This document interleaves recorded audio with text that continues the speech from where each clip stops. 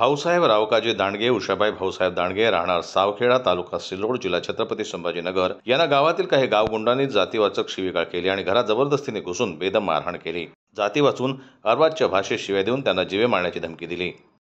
मी ग्रामपंचायत कर्मचारी असून मला अमोल भीमराव शेळके, गीताबाई सुनील खंडाळकर, सुनील संजय खंडाळकर, ज्ञानू संजय खंडाळकर, सरलाबाई सूरजसिंग शिंदे, सूरजसिंग भरतसिंग शिंदे, गणेश शोभा शेळके या चारही साथी लोकांनी मला मारहाण करून माझ्या घरच्या पत्नीला छेडछाड करून मारहाण केली व जीव मारायच्या धमक्या दिल्या। जातीवादी शिवीगाळी देऊन मला काढून द्यायचा, गावातून काढून द्यायचा सांगितले। पण मी वरिष्ठ अधिकाऱ्याला कळवलं असतानाही ग्रामीण सिल्लोड पोलीस स्टेशन यांनी माझी काही दखल घेतली नाही। कधी झाली मारहाण?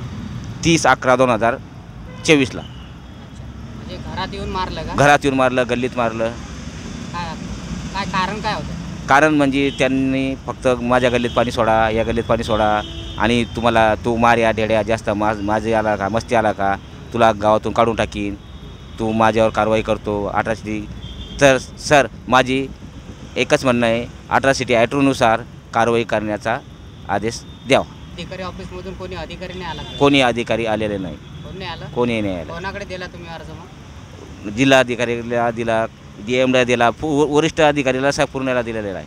अच्छा अच्छा, SP सराला सुद्धा दिला आहे। दिला आहे का? मग त्यांनी काही त्याच्यानंतर कोणी काहीच कारवाई झालेली नाही। तिथल्या पोलीस स्टेशनचं काय म्हणणं आहे?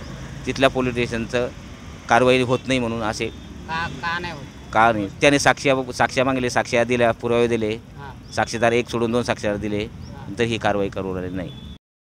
भाऊसाहेब यांचे कुटुंब भयावह परिस्थितीत जीवन जगत आहेत। त्यामध्ये अमोल भीमराव शेळके, गीताबाई सुनील खंडाळकर, सुनील संजय खंडाळकर, ज्ञानू संजय खंडाळकर, सरळाबाई सूरजसिंग शिंदे, सूरजसिंग भरतसिंग शिंदे, गणेश शाहूबा शेळके या गैर अर्जदारांविरुद्ध पोलीस स्टेशन येथे फरियाद देण्यात आली होती। परंतु अद्यापपर्यंत कुठलीही कारवाई त्यांच्यावर झाली नसून कुठलाही गुन्हा त्यांच्यावर नोंदवण्यात आलेला नाही। तरीही आम्ही कलेक्टर साहेबांना न्याय मागितलेला आहे आणि आम्हा सर्व कुटुंबांना यावेळी आम्ही उपोषणात बसलेले आहोत, असे भाऊसाहेब दांडगे यांनी माध्यमांशी बोलताना सांगितलं।